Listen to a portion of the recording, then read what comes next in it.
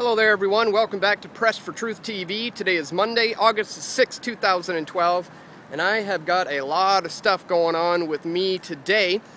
First of all, there was the release this morning of a brand new trailer for a new film that is coming out called Shade, which is produced and directed by Shepard Ambellis and Jason Burmis, producer of Loose Change, and it's featuring yours truly.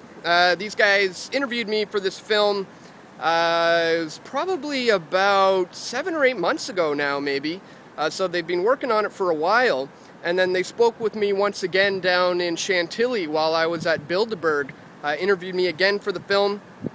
So they've just released a trailer this morning, and this film is set to come out in the winter. I'm looking forward to seeing it. And I'll put a link in the description to that one if you want to check out the trailer. I've also got it featured right now on the homepage. So we have that going on. That just came out today.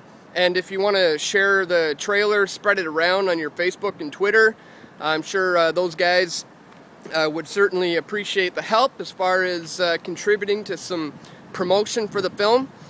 And other than that, I have something coming up a little later today that is obviously on my mind all day. I've been invited to take part in an interview with Press TV, the Iranian news channel, and they want to interview me tonight at 6 o'clock live for 10 minutes in an in-studio sit-down interview to discuss the issues going on in Syria. So I am, only about 5-6 hours away from heading down to the studio and doing this. So obviously the only thing on my mind right now today is all the stuff going on in Syria. I've really been trying to kind of stay up to date with everything that's been going on there. And so I wanted to just talk about some of the things today that I've discovered in the last few days, and that I'll probably bring up tonight on the program. And this is also kind of a practice for me, really. Normally when I do these vlogs, I usually sit down and think about what I'm going to say before I shoot the video a little bit. I'll think, okay, I'll talk a little bit about that, and then I'll go into this, and then I'll close with that. However, today I'm trying something different just for the sake of talking off the top of my head and preparing for this live interview tonight. So that's what I'm doing right now. And what we're going to be talking about tonight is the fact that the American, British, and Israeli governments, criminal elements within their intelligence agencies are trying to overthrow the Assad government in Syria, just as they did with Iraq, just as they did with Libya. It's the same old thing over and over again. Now, it has recently been revealed that Barack Obama and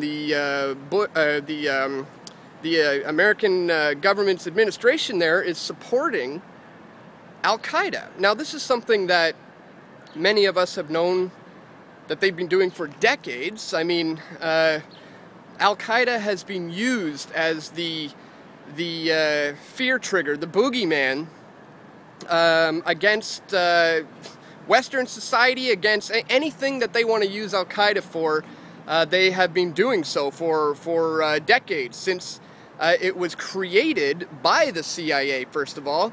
And, it's constantly been the CIA, Israeli, British intelligence funding, training, supplying arms to Al-Qaeda. So these are the new rebels on the ground who are supposedly trying to fight back against the violent Assad regime. And that's what we're being told in the media here, that this is a man who needs to be stopped, that he is brutally killing his own civilians. They're talking about that he may potentially want to use chemical weapons, and this all sounds eerily familiar. We've all heard the lies coming from the Bush administration back when they were suggesting that Saddam Hussein had weapons of mass destruction, and we all found out soon that that was a big lie. to go in and topple that regime. And now we're seeing similar things going on with the suggestion that Assad has chemical weapons and is going to potentially use them against his own citizens. Now, this is all about convincing the people in the West that there is a need for the UN and NATO to invade Syria for humanitarian purposes to stop the bloodshed. But the point that I'm going to try to get across tonight is that it is outside forces. It's not the Syrian people. It is outside forces who are the rebels that are causing all this bloodshed and these thousands of deaths that have been going on for months now in Syria. So I think that's one of the main things to focus on.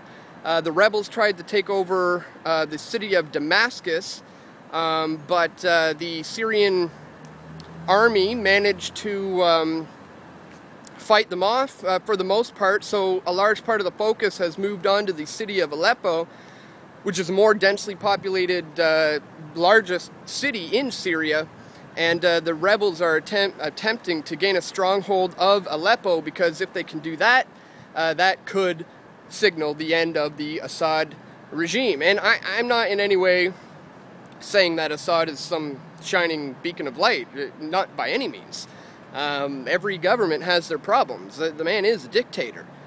But at the same time, why is it the business of America and Israel and Britain and Saudi Arabia and Turkey and others, who elected these guys the world police to go in and to try to implement this regime change? If the Syrian people wanted to oust Assad, then why can't the Syrian people take that on for themselves and decide their own fate for their own country?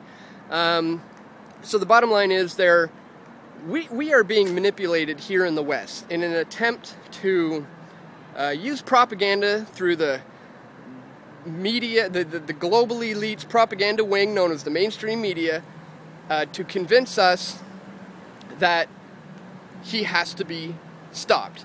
And recently we just had Kofi Annan, I think is how you pronounce his name, UN peace secretary, who was put together a 6-point peace plan to try to stop the bloodshed in Syria, and he's just resigned, saying that there's not enough cooperation and that his peace plan simply isn't going to work.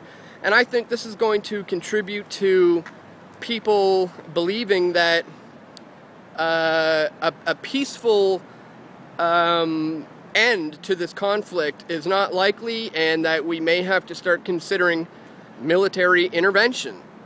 But again, it's important that we see through the lies. We recognize that this is a pattern that has been emerging over and over for decades now. There's been a concerted effort to take over the entire Middle East, one nation at a time. And all the while they have been using these insurgents, these Al-Qaeda rebel fighters, to go in, cause the bloodshed, cause the mayhem, which then gets sent out across the mainstream media, especially here in the West, in an effort to drum up this concept that, yes, NATO needs to go in there and put a stop to this evil, violent man.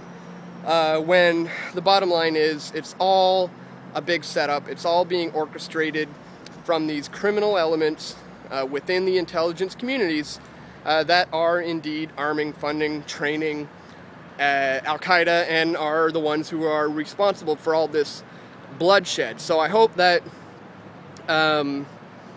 things go well for the Syrian people. This also plays into a bigger agenda here, because if they manage to topple the Assad regime, or first of all, if they manage to get into Aleppo and the rebels take a stronghold of that city, it could kind of mark the beginning of the end for the Assad regime. And if Syria goes down, then that will open up the door for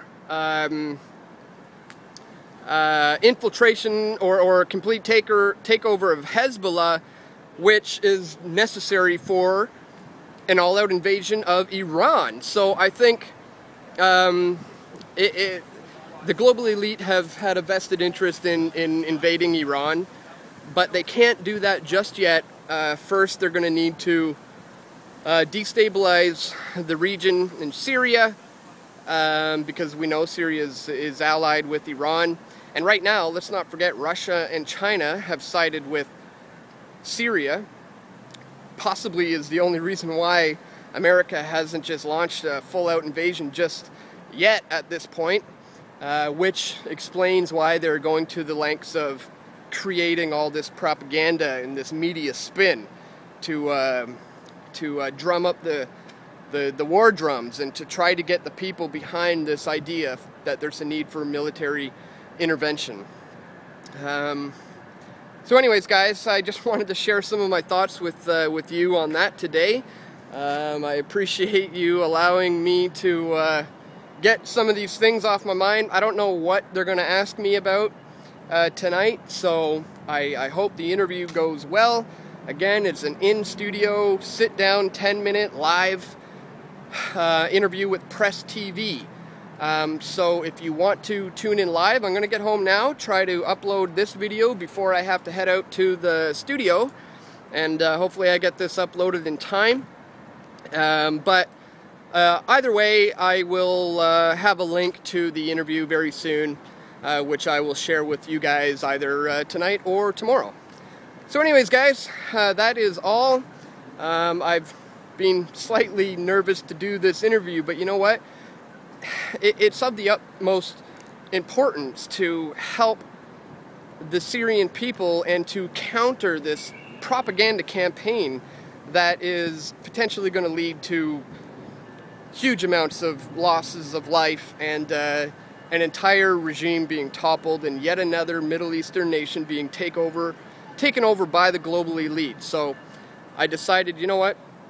I'm gonna do the interview. I'm just gonna try my best and try to contribute to waking up people to this very serious conflict currently going on in Syria. So anyways, guys, that's all for today. Thanks for tuning in once again, and I'll see you all right back here tomorrow. Take care.